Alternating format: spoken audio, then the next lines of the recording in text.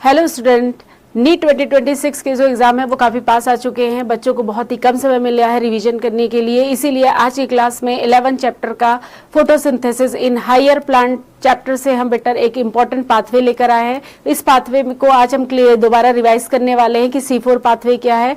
C4 pathway और C3 pathway काफी important pathway बेटा, डार्क रिएक्शन का पार्ट है। ये लाइट रिएक्शन के बाद डार्क रिएक्शन होता है और इस पाथवे से अक्सर क्वेश्चंस आते ही आते हैं, तो आज की क्लास में हम इसे रिवाइज करने वाले हैं।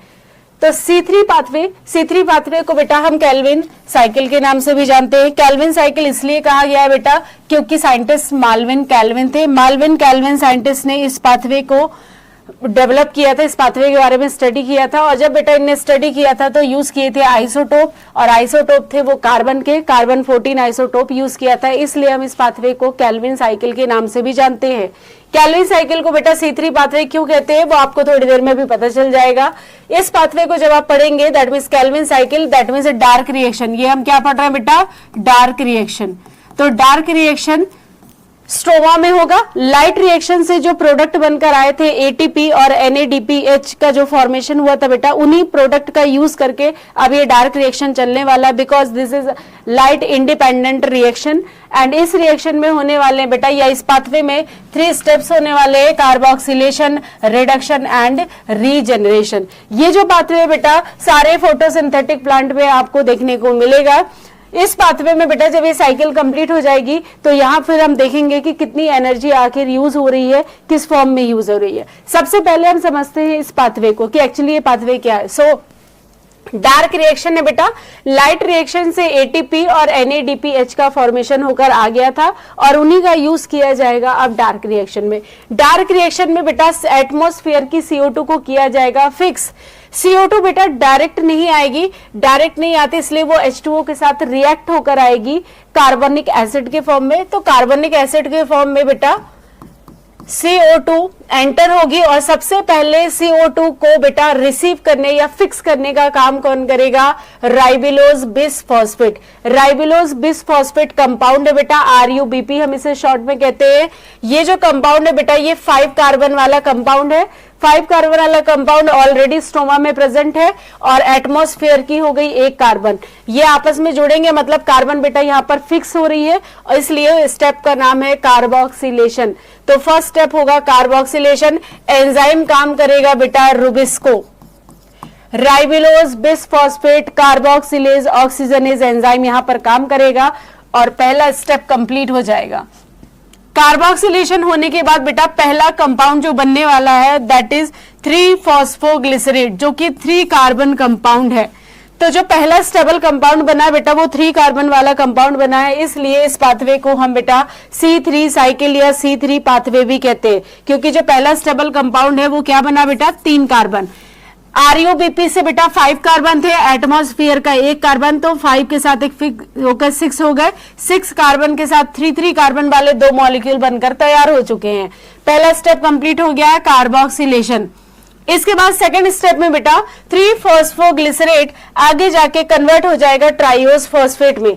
जब ये ट्राइओस फॉस्फेट में कन्वर्ट होगा बेटा तो यहां पर रिडक्शन होगा और रिडक्शन के लिए बेटा यहां पर यूज की जाएगी ATP एंड NADPH का यूज किया जाएगा। यहां पर कोई ATP और NADPH का प्रोडक्शन नहीं हो रहा बेटा, यहां पर यूज की जा रही है एज अ एनर्जी। यहां पर बेटा जब ATP यूज होगी तो 2 ATP और 2 NADPH के मॉलिक्यूल यूज होंगे और यूज होने के बाद रिडक्शन स्टेप कंप्लीट होगा और बन जाएगा ट्राइओस फॉस्फेट। ट्राइओस फॉस्फेट आगे जाएगा बेटा ग्लूकोज का फॉर्मेशन करेगा, जो सुक्रोज के फॉर्म में, स्टार्च के फॉर्म में सेल के अंदर क्या हो जाएगा? स्टोर हो जाएगा।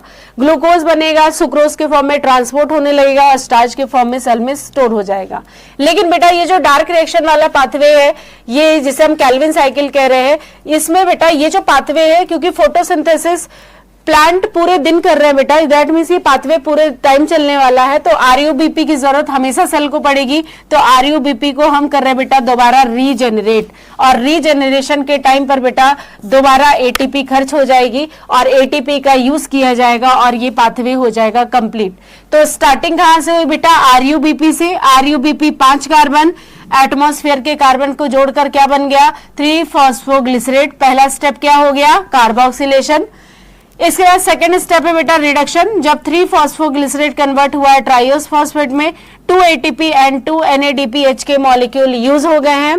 ट्राइयोस फॉस्फेट आगे बेटा कन्वर्ट होकर ग्लूकोज बनाना शुरू कर देगा एंड बेटा ये स्टेप दोबारा रीजनरेट किया जाएगा क्योंकि RUBP को रीजनरेट करना जरूरी है।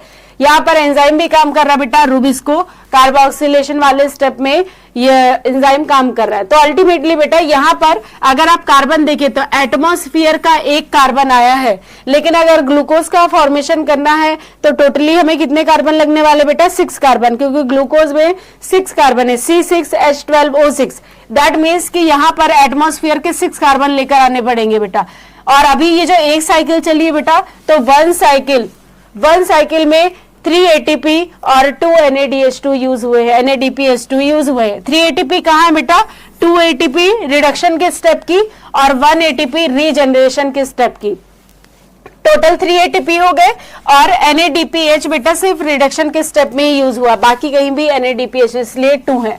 तो बेटा एक साइकिल के लिए अगर हमने 3 ATP एंड 2 NADPH कहा है, दैट मीन्स अगर 6 CO2 मतलब पूरे ग्लूकोज का फॉर्मेशन, 6 CO2 का मतलब बेटा ग्लूकोज का एक मॉलिक्यूल है। ग्लूकोज का अगर एक मॉलिक्यूल सिंथेसाइज करना है बेटा तो ये साइकिल को 6 टाइम चलाना पड़ेगा, और जब 6 टाइम ये साइकिल चलेगी बेटा तो 18 ATP और 12 NADPH का यूज किया जाएगा। तो इसे कहते हैं बेटा कैल्विन साइकिल।